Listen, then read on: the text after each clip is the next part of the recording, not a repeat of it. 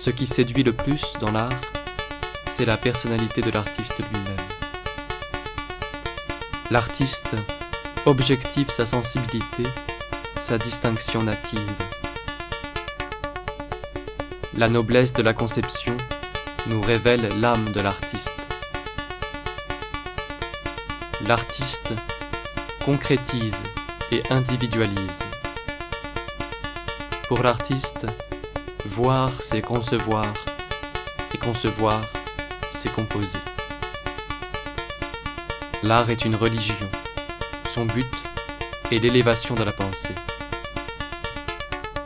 Celui qui n'a pas le goût de l'absolu, la perfection, se contente d'une médiocrité tranquille.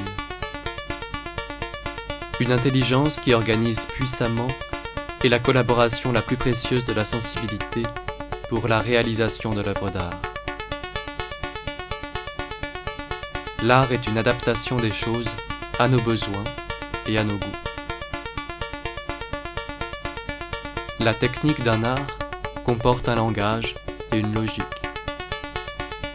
Une formule d'art est parfaite quand elle est adéquate au caractère et à la grandeur du sujet interprété. La ligne et le modelé n'existent point.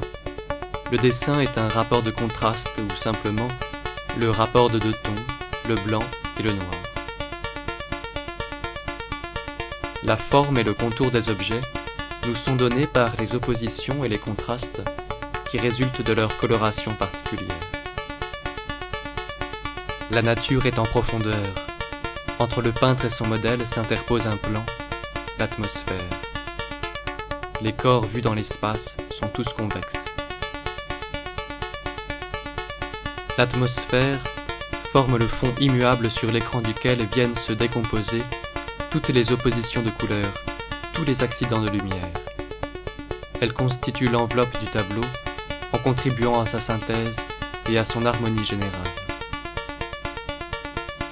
On peut donc dire que peindre, c'est contraster. La peinture, comme tout art, comporte une technique, une manipulation d'ouvrier, mais la justesse d'un ton et l'heureuse combinaison des effets dépendent uniquement du choix de l'artiste. L'artiste ne perçoit pas directement tous les rapports, il les sent. La peinture est l'art de combiner des effets, c'est-à-dire d'établir des rapports entre des couleurs, des contours et des plans. La méthode se dégage au contact de la nature. Elle se développe par les circonstances. Elle consiste à chercher l'expression de ce que l'on ressent, à organiser les sensations dans une esthétique personnelle. A priori, les écoles n'existent pas. La question qui prime tout est celle de l'art en lui-même. La peinture est donc ou bonne ou mauvaise. Voir sur nature, c'est dégager le caractère de son modèle.